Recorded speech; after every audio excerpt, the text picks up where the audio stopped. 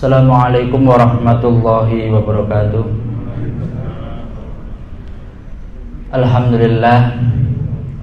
Alhamdulillahirabbil alamin.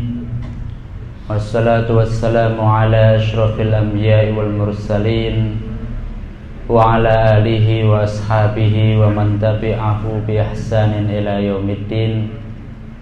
Asyhadu an la ilaha illallah wa asyhadu anna Muhammadan abduhu wa rasuluh la nabiyya ba'dah. Alhamdulillah, pada pagi hari ini kita bisa menjalankan ibadah salat subuh secara berjamaah. Selawat serta salam tetap terlimpahkan kepada junjungan Nabi besar Muhammad sallallahu alaihi wasallam, Nabi akhir zaman, Nabi yang diutus untuk menyempurnakan akhlak manusia. Bapak Ibu yang dirahmati oleh Allah, pada pertemuan sebelumnya kita telah membahas beberapa kejadian, beberapa syariah setelah umat muslim memenangkan perang Ahzab. Rasulullah ingin memberikan pelajaran, bukan balas dendam, tapi ingin memberikan pelajaran kepada Ahzab, Hizbun yang ada di Jazirah Arabia yang telah menyerang Madinah. Jadi diberi pelajaran satu persatu, didatangi. Dari sekian syariah, ada 7 syariah, banyak diantaranya yang tidak terjadi baku hantam atau tidak meninggalkan korban, karena mereka setelah melihat kedatangan Rasulullah, mereka langsung pergi ke gunung-gunung untuk menyelamatkan diri. Hanya ada beberapa syariah yang kemudian menimbulkan beberapa korban, karena memang sengaja mereka bersembunyi, kemudian ketika umat muslim tertidur atau sudah malam baru diserang. Kemudian juga ada peristiwa pembunuhan Abu Rafi'. Ini salah satu tokoh Yahudi yang punya peran besar dalam mengumpulkan Ahzab untuk melakukan penyerangan ke Madinah. Dan kemudian Abu Rafi' ini juga dibunuh oleh orang Ansor.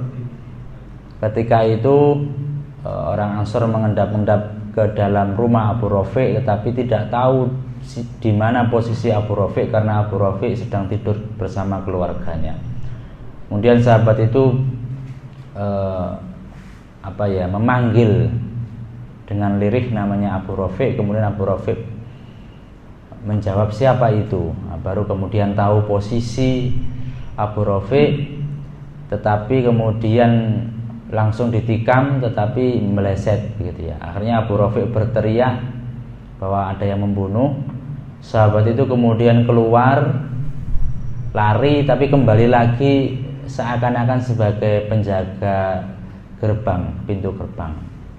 Nah, akhirnya di situ kemudian Abu Rafi' dibunuh.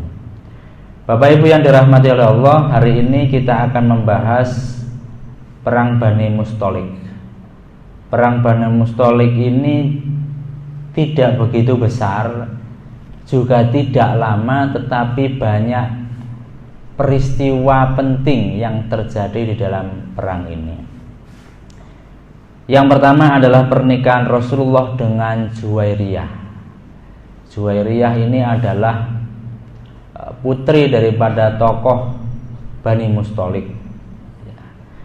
Yang kedua adalah kaum munafikin memperkeruh suasana konflik Muhajirin dan Ansor. Jadi kaum Muhajirin dan Ansor yang sudah didamaikan oleh Rasulullah sama orang-orang munafikin, diperkeruh suasananya. Dan orang munafikin biasanya tidak pernah ikut perang, tetapi kali ini mereka ikut perang. Dan yang ketiga adalah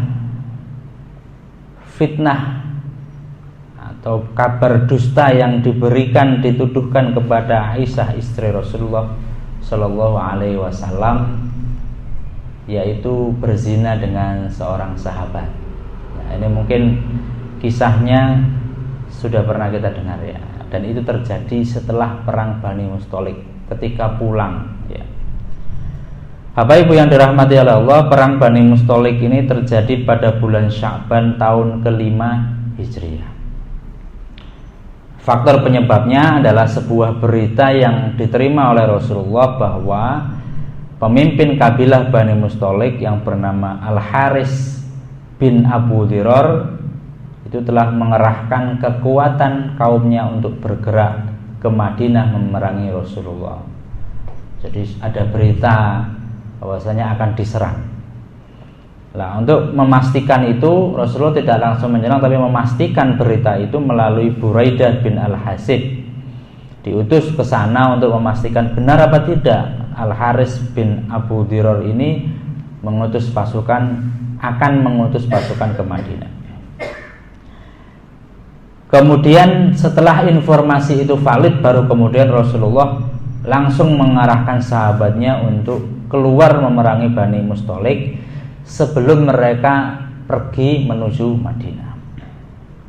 Nah, pada saat itu kaum munafikin ikut berperang, padahal sebelumnya mereka tidak pernah ikut berperang. Seperti pada perang Uhud, nah, itu kan mundur 300, 1.300 mundur 300. Nah, itu akhirnya mereka tidak ikut berperang. Kemudian beliau mewakilkan urusan Madinah kepada Zaid bin Harithah. Kemudian ketika Rasulullah dan para sahabat ini melakukan perjalanan, sedang berjalan, Al-Haris bin Diror, kepala sukunya Bani Mustalik, itu mengutus mata-mata untuk mengawasi pergerakan kaum muslimin. Sudah sampai mana, dengan siapa saja, membawa peralatan apa saja. Akan tetapi mata-mata yang diutus oleh Al-Haris bin Diror ini ditangkap oleh kaum muslim dan dibunuh. Setelah dibunuhnya mata-mata ini, Bani Mustalik semakin ketakutan dan mencekam. Bahkan kabilah-kabilah Arab yang awalnya mendukung Al-Haris ini tidak jadi mendukung, angkat kaki melarikan diri menuju tempat yang aman. Sesampainya di Al-Muraisi ini sumber air yang dimiliki oleh Bani Mustalik. Nah, ini nanti menjadi tempat konfliknya Muhajirin dan Ansor. Rasulullah merapikan barisan lalu menyerahkan panji kaum Muhajirin kepada Abu Bakar As-Siddiq dan menyerahkan panji perang Ansor pada Sa'ad bin Ubadah. Ya, ini kenapa Muhajirin dan Ansor itu selalu dipisah ketika peperangan dan ada ada panji atau ada pemimpinnya. Jadi bukan berarti Rasulullah itu kemudian membuat fanatik kesukuan, tetapi seperti Abu Bakar memimpin Muhajirin, ya, lebih mudah berkomunikasinya, gitu ya. Kemudian orang Ansar dipimpin Sa'ad bin Ubadah, lebih mudah berkoordinasinya. Jadi bahasanya kayak orang Jawa, Jawa Timuran, Gresik, Surabayaan dengan kemudian orang Ngawi, gitu kan. Lebih mudah, ada bahasa-bahasa khas yang kemudian lebih enak jika dikelompokkan begitu, bukan kemudian ingin membuat fanatik kesukuan itu timbul kembali. Awalnya mereka saling memanah, gitu ya, tapi setelah kemudian dipanah tidak menghasilkan signifikan, sehingga kemudian Rasul memerintahkan untuk menyerang secara serentak. Ya, sebagian pasukan Bani Mustalik terbunuh, sebagian lagi melarikan diri, termasuk Al-Haris bin Diror tadi melarikan diri. Nah, dalam kesempatan ini pasukan muslim berhasil menawan kaum wanita. Jadi tawanan, ketika mereka sudah menang, ada banyak tawanan. Yang pertama kaum wanita, anak-anak, serta mendapatkan harta rampasan berupa hewan ternak yang sangat banyak. Ini ghanimahnya, ya. Ini diceritakan dalam Sahih Al-Bukhari, kitab Al-Itqu dan Fathul Bari. Nah, di antara wanita yang ditawan, nah, jadi sekian wanita yang ditawan, anak-anak, itu ada seorang wanita bernama Barra. Ya, Barra itu nama beliau sebelum masuk Islam. Setelah masuk Islam, Rasulullah memberi nama Juwairiyah binti Al-Haris. Nah, ini putri daripada bangsawan Bani Mustalik. Suaminya meninggal dunia, ayahnya lari, ya, ke atas gunung, ya. Putri pembesar Bani Mustalik. Nah, ini ada dua cerita terkait dengan Juwairiyah ini. Dalam pembagian harta rampasan, Juwairiyah ini diberikan kepada Sabit bin Qais. kan dibagi-bagi ya, Sabit bin Qais. Akan tetapi Sabit ini menawarkan Juwairiyah ini karena wah ini anaknya pejabat ini, tidak mungkin saya ambil. Akhirnya ditawarkan Juwairiyah kepada Mukatabah. Mukatabah itu merdeka dengan membayar tebusan. Siapa yang mau memerdekakan putri ini dengan membayar tebusannya. Lah saat itu justru Rasulullah lah yang membayarkan uang tebusan untuk Juwairiyah. Bukan sahabat yang lain, tetapi Rasulullah, dan kemudian Rasulullah menikahinya. Nah, ini kisah yang pertama. Kisah yang kedua, Juwairiyah ini ingin dibebaskan atau tidak ingin jadi tawanan, tetapi Juwairiyah ini sudah tidak punya harta lagi karena hartanya sudah menjadi ghanimah umat muslim. Sehingga kemudian Juwairiyah mendatangi Rasulullah, mendatangi tenda Rasulullah untuk minta dimerdekakan. Ya Rasulullah, merdekakan saya, bahasanya saya ingin dimerdekakan, ya, tidak ditawan, bahasanya begitu. Tapi saya tidak punya uang, mungkin nanti saya hutang lah, akan saya bayar. Nah kemudian Rasulullah menawarkan bagaimana jika engkau saya merdekakan, saya bayar tebusannya, kemudian engkau saya nikahi. Nah, akhirnya Juwairiyah berkenan, barok ya waktu itu. Kemudian Juwairiyah masuk Islam, baru kemudian dinikahi oleh Rasulullah. Kemudian para sahabat melihat bahwasanya ini putrinya pembesar Bani Mustholik kan sudah dinikahi Rasulullah, nikahnya di sana. Kemudian artinya kan keluarga yang ditawan itu kan juga menjadi besannya Rasulullah. Sehingga karena Juwairiyah ini masuk Islam dan dinikahi Rasulullah, sehingga 100 kepala keluarga dari keluarganya Juwairiyah kemudian dibebaskan. Sembari para sahabat mengatakan mereka adalah besan Rasulullah. Jadi menikahnya Juwairiyah dengan Rasulullah, masuk Islamnya Juwairiyah ini menjadikan bebasnya 100 kepala keluarga yang dibebaskan para sahabat. Nah, keberkahan pernikahan Rasulullah menjadi bebasnya 100 keluarga, 100 kaumnya. Aisyah kemudian mengatakan, aku tidak pernah melihat wanita yang memiliki keberkahan kepada kaumnya melebihi Juwairiyah. Bahkan ada dalam suatu riwayat 100 keluarga yang dibebaskan ini kemudian masuk Islam. Nah, ada beberapa hadis yang diriwayatkan oleh Juwairiyah juga. Salah satunya Juwairiyah itu setelah sholat subuh itu selalu berzikir. Nabi Muhammad pergi ke masjid, Juwairiyah habis subuh berzikir sampai Nabi Muhammad pulang dari masjid. Ketika matahari sudah mulai meninggi, ditanya, Juwairiyah masih berzikir dari habis subuh sampai Nabi itu datang ke rumahnya. Nah, kemudian Nabi mengajari zikir kepada Juwairiyah. Bapak Ibu yang dirahmati oleh Allah, setelah itu kemudian umat muslim pulang. Ya, pulang. Tetapi sebelum pulang di situ kan ada apa namanya sumber air ya, Muraisi tadi. Ini Allah Subhanahu wa taala berfirman, "Lau kharaju fikum ma zadukum illa khabala." Jika mereka berangkat, orang-orang munafik ini berangkat kepadamu, sesungguhnya mereka tidak menambah kekuatanmu, malah hanya membuat kekacauan. Nah, ini sudah diperingatkan pada perang Uhud ya. Walau audhu khilalakum yabghunakumul fitnah. Mereka tentu bergegas maju ke depan di celah-celah barisanmu untuk mengadakan kekacauan. Wa fikum samma'una lahum. Sedang di antara kamu ada orang yang sangat suka mendengarkan perkataan mereka. Wallahu alimun bidzalimin. Allah mengetahui orang-orang yang zalim. Firman Allah ini akan terbukti pada perang Bani Mustholik ini.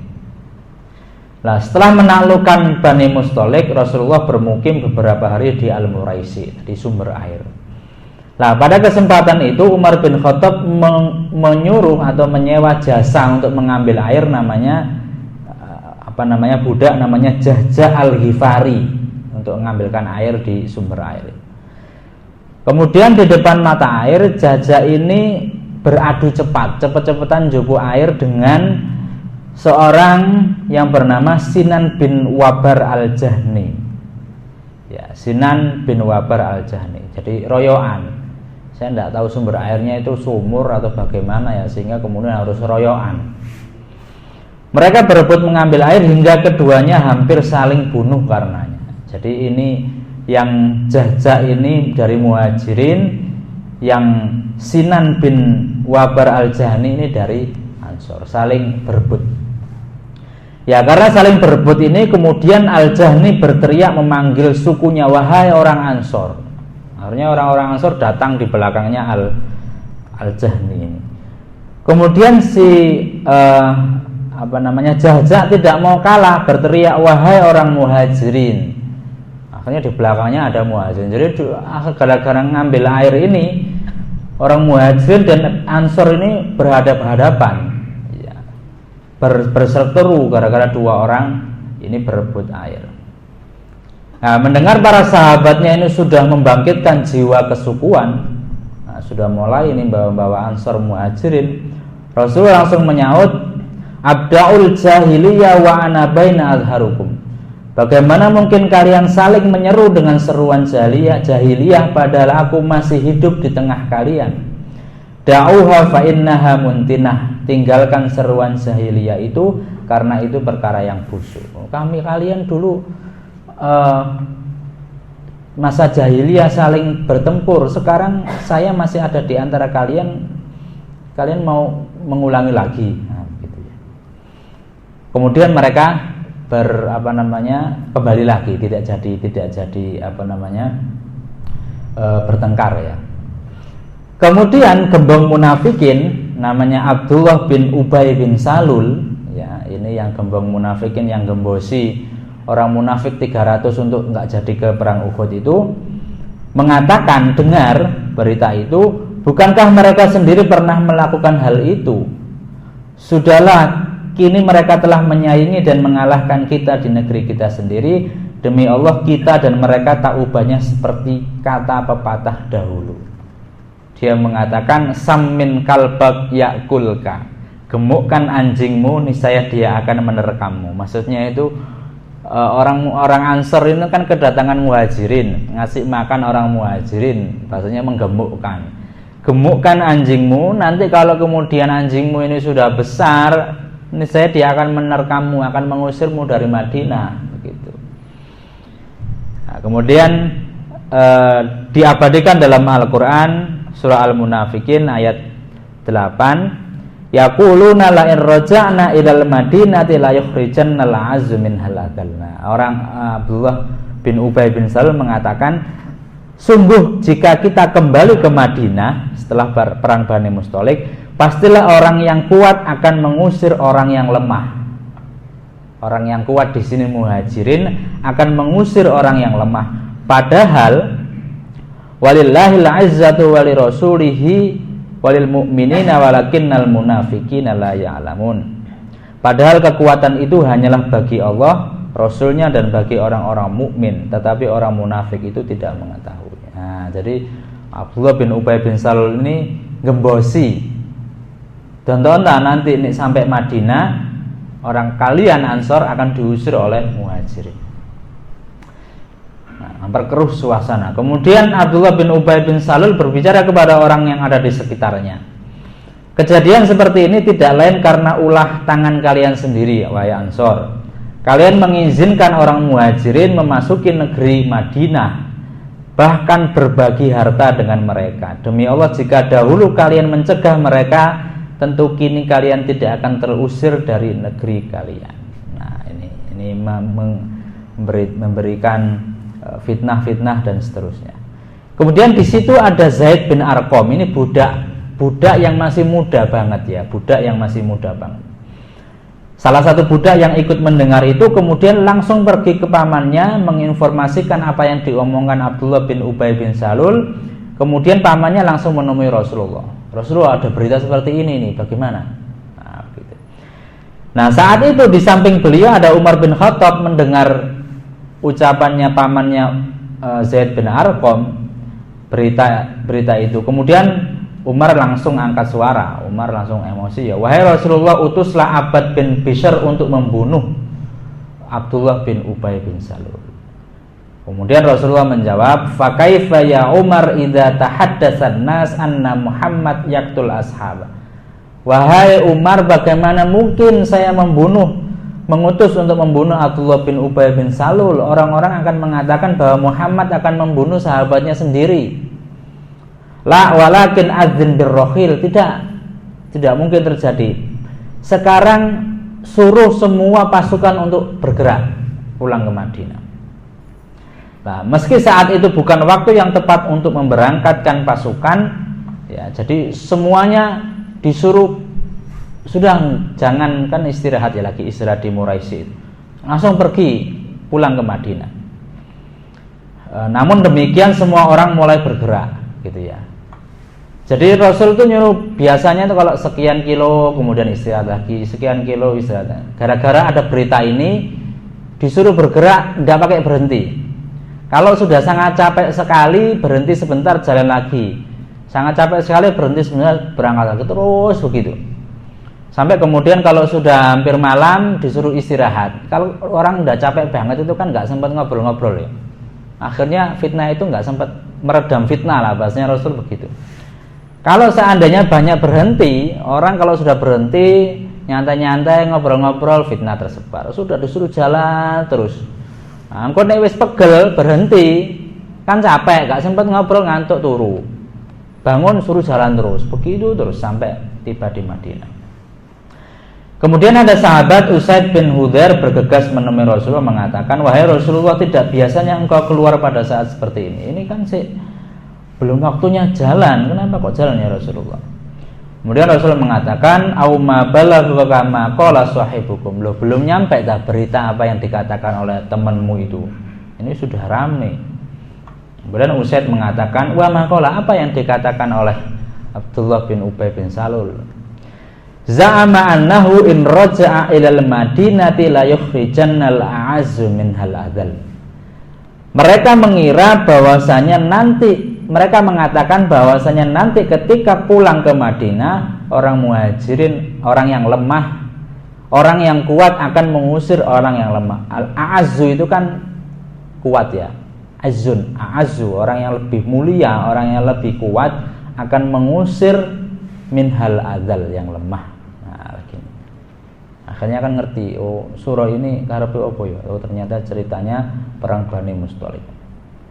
Usaid mengatakan dahulu mereka telah bersepakat menyematkan mahkota kepada Abdullah bin Ubay bin Salul dan mengangkatnya sebagai pemimpin. Sebelum Rasul datang ke Madinah, orang Madinah itu sepakat mengangkat Abdullah bin Ubay bin Salul ini untuk jadi pemimpin ya.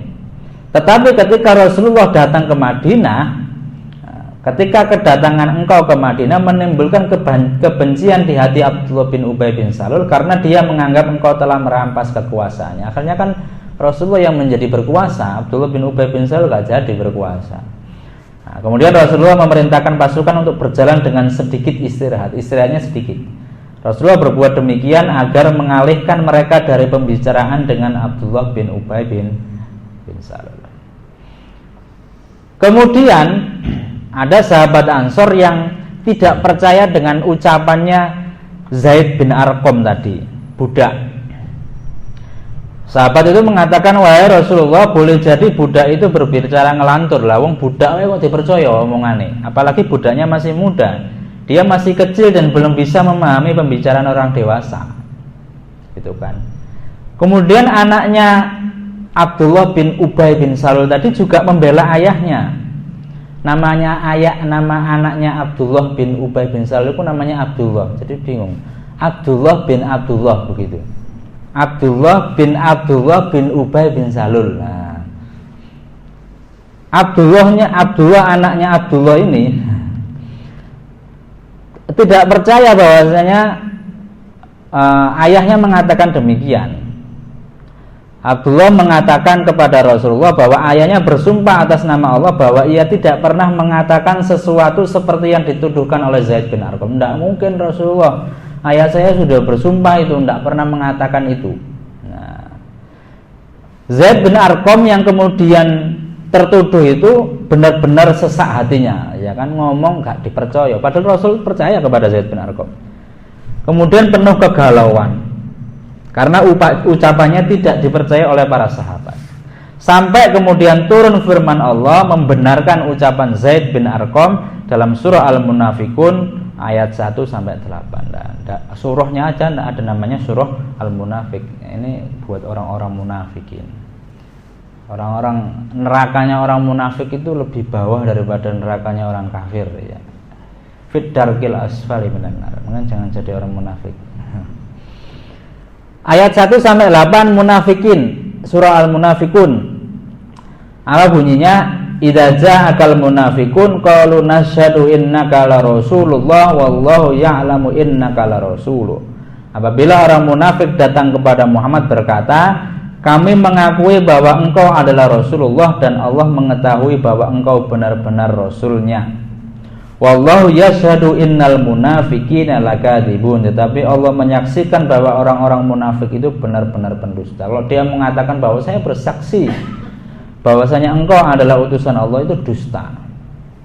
Ittakhadhu aymanahum sunnatan fasaddu an sabilillah innahum sa'a ma kanu ya'malun. Mereka menjadikan sumpah-sumpah mereka sebagai perisai, lalu mereka menghalang-halangi manusia dari jalan Allah. Sungguh betapa buruknya apa yang telah mereka kerjakan. Jadi mereka berlindung dengan sumpah perisai.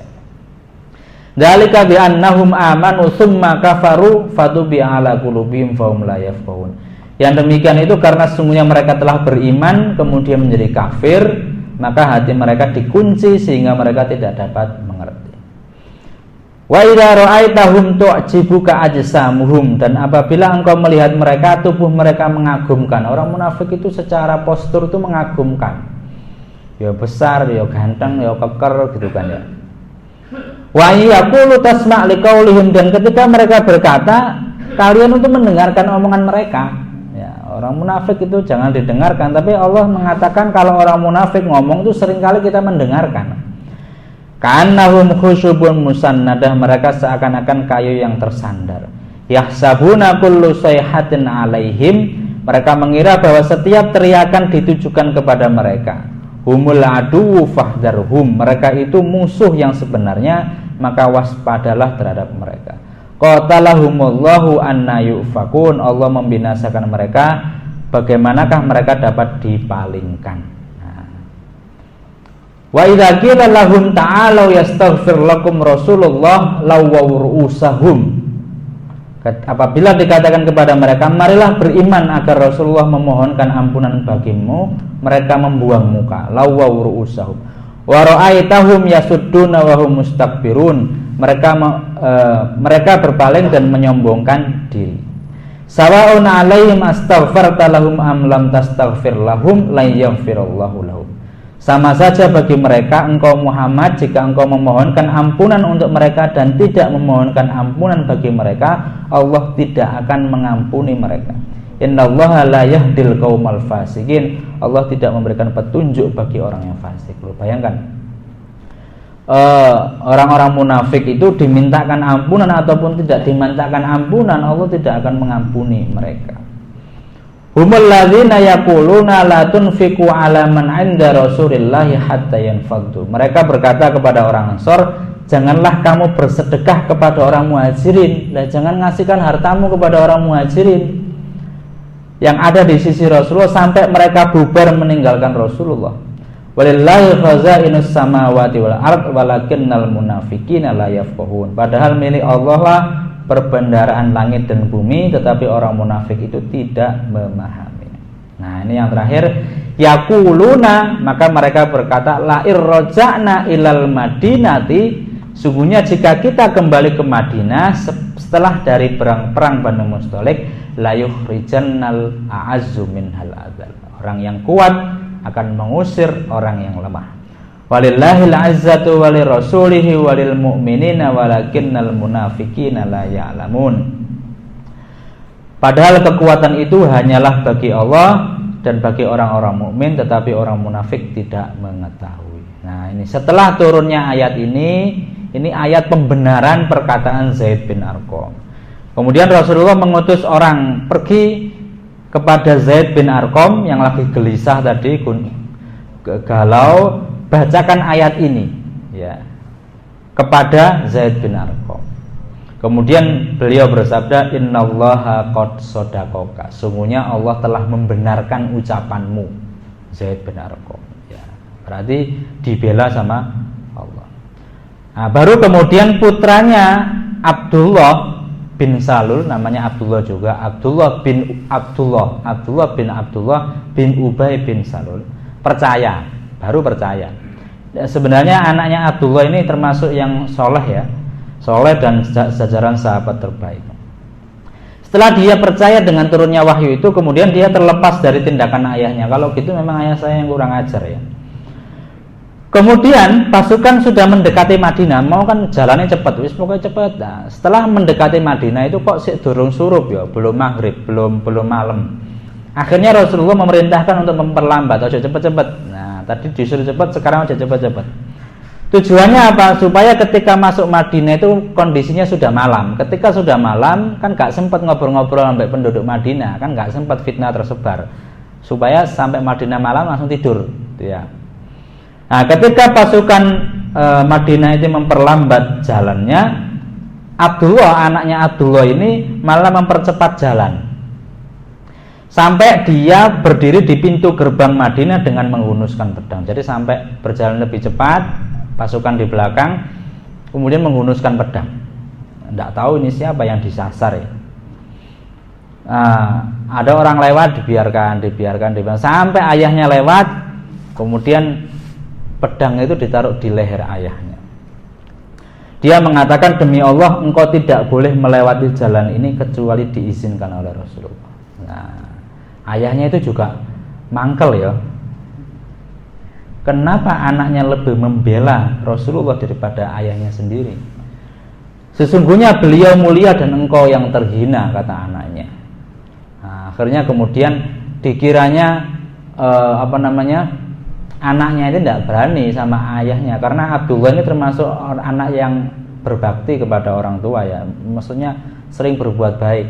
Tapi ternyata ketika pedangnya ditaruh sini itu ada sayatan dikit yang membuat darah itu berkucur sedikit ya, netes gitu. Akhirnya ayahnya ya, oh ternyata anak saya betulan ini, hanya dia nggak bergerak. Nah, ketika Rasulullah bertemu dengan mereka, kemudian ketika Rasulullah datang, loh iki ono apa iki? Anaknya kok mau membunuh ayahnya. Kemudian Rasulullah mengizinkan Abdullah bin Ubay bin Salul untuk masuk. Udah, izin, jangan dibunuh. Orang munafik itu tidak ada perintah untuk memerangi orang munafik. Orang munafik itu nanti dihukum kalau dia melanggar syariat. Ya, jadi tidak ada perang untuk orang munafik, sehingga kemudian diizinkan masuk. Nah, sebelum kejadian itu Abdullah, anaknya Abdullah bin Salul tadi mengatakan, wahai Rasulullah, jika engkau ingin membunuh ayahku maka perintahkanlah aku, jangan nyuruh orang lain. Kenapa? Kalau engkau menyuruh orang lain, kemudian saya emosi atas terbunuhnya ayahku karena dibunuh orang lain, kemudian saya membunuh orang yang membunuh ayahku, itu menyebabkan saya masuk neraka. Ya, jadi daripada ayahku itu dibunuh orang lain, kemudian orang lain itu saya bunuh karena saya emosi, mending engkau nyuruh saya membunuh ayahku langsung. Nah, begitu ya. Nah, daripada dibunuh orang lain kemudian aku membunuh orang yang membunuh ayah yang menyebabkan aku masuk neraka, maka Abdullah termasuk anak yang berbakti kepada orang tuanya. Jadi termasuk kalau misalkan disuruh orang tuanya ya mau saja. Ya, tapi karena ayahnya ini setelah diketahui munafik, kemudian Abdullah bin Salul ini tidak jadi akhirnya kemudian mau membunuh ayahnya. Mungkin itu yang bisa saya sampaikan. Kemudian terkait dengan kisah Aisyah, ada dua fitnah yang dilancarkan oleh munafik. Yang pertama tadi perseteruan Muhajirin dan Ansor, dan yang kedua tentang fitnah yang ditujukan kepada Aisyah. Insya Allah akan kita bahas pada pertemuan setelah ini. Monggo yang mau bertanya. Barangkali ada yang mau ditanyakan.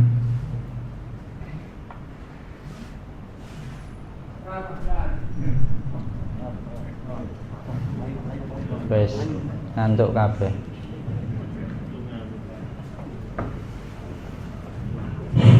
Terima kasih. Assalamualaikum warahmatullahi wabarakatuh. Nggih. Mohon dijelaskan Yahudi yang sering diceritakan dalam Al-Quran, Israel dan Zionis, apa beda, apa sama? Kemudian yang kedua, karena saya perhatikan itu amalannya itu terasa pada kita. Contoh sing gampang. Rasul itu memberi contoh salaman, itu tangannya dicekel, dikentruk kayak teman kita itu. Tapi karena takutnya kepalan tangan ditatapi. Ini yang saya lihat. Hal-hal yang seperti itu menurut saya nek wedi yo ora usah salaman. Salamane kaya cara Jawa Tengah itu lho. Dua-dua tangan ditemukan sini terus ini karena kasus. Terima kasih itu saja. Oke, terima kasih Pak sinten? Boniran. Saya masih ingat Pak Boniran sebelum softnya ini rapat beliau ngomong begitu ya. Ini sudah selesai kok sih renggang-renggang, mereka saya kira rapat. Ini salaman, enggak situ salaman, ini salaman biasa. Yang pertama tadi Zionis ya, ini keluar dari konteks pembahasan kita. Saya pernah jelaskan di sini kalau nggak salah terkait dengan Israel, Bani Israel, nah begitu. Bani Israel, Bani itu keturunan, Israel itu nama lain daripada Nabi Yakub. Ya, Isra itu hamba, Il itu Tuhan, Israel itu hamba Tuhan, bahasa Ibrani. Kalau bahasa Arab itu Abdullah, gitu ya. Nah, jenengan kalau ngasih nama anak itu kan Abdullah itu kan sudah banyak ya, mainstream. Saya mau ngasih nama hamba Allah tapi bahasa Ibrani. Israel. Israel. Jadi Yakub nama lainnya Israel. Bani Israel itu keturunan Yakub. Ada 12 anak beliau yang jadi 12 suku dari Bani Israel. Salah satu anaknya Yakub itu ada namanya Yahuda yang kemudian menjadi Yahudi, nisbah menjadi Yahudi. Kemudian ke-11 Yusuf, ke-12 Bunyamin. Yusuf kemudian dibuang saudaranya, dimasukkan sumur, tapi diberitakan kepada Yakub itu dimakan oleh hewan. Dikasih bajunya itu dikasih darah-darah gitu kan. Kemudian ternyata Yusuf kemudian ditemu oleh saudagar, dijual di Mesir. Akhirnya singkat cerita jadi pejabat di Mesir. Setelah jadi pejabat di Mesir, diundang semua saudaranya yang telah membuang tadi ya.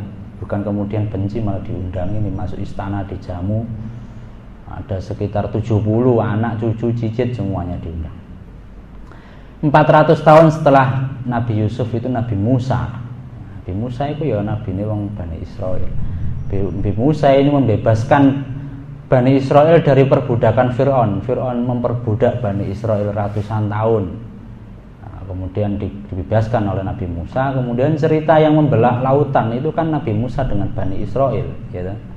Nah, kemudian setelah kisah itu Nabi Musa hidup berdampingan dengan Bani Israel. Pernah saya ceritakan kengeyelan Bani Israel.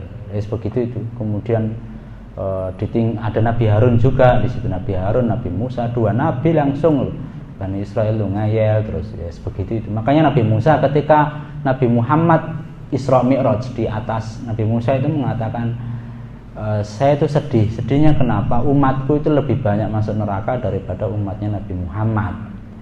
Ya Bani Israel masuk neraka. Ya begitu ya. Zionis itu gerakan orang-orang Yahudi kembali ke Palestina, itu Zionis, kembali ke tanah yang dijanjikan, maksudnya gitu, kepada tanah yang dijanjikan. Mereka semua, jadi Palestina itu satu kota tiga agama, menjadi tanah suci bagi tiga agama, itu Israel dan Zionis. Kemudian yang kedua, salaman ya biasa aja. Mumpung Omikron durung mlebu, mereka mau kasih salaman. Alhamdulillah sekali ya, saya bersyukur bahwasanya istri saya melahirkan di saat Covid itu wis mereda banget. Jadi kalau zaman-zaman bulan Juli orang melahirkan kan tidak boleh dikunjungi.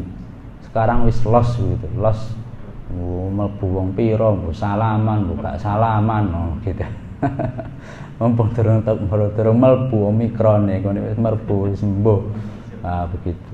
Terakhir itu di NBA itu yang itu loh, liga basketball itu di Amerika itu sudah mulai naik. Pemainnya sudah mulai kena. Tapi belum naik banget ya. Ya semoga nanti ya mungkin prediksinya ya akan masuk, tetapi tidak separah kemarin karena mungkin sebagian besar sudah di atas 50% sudah divaksin gitu.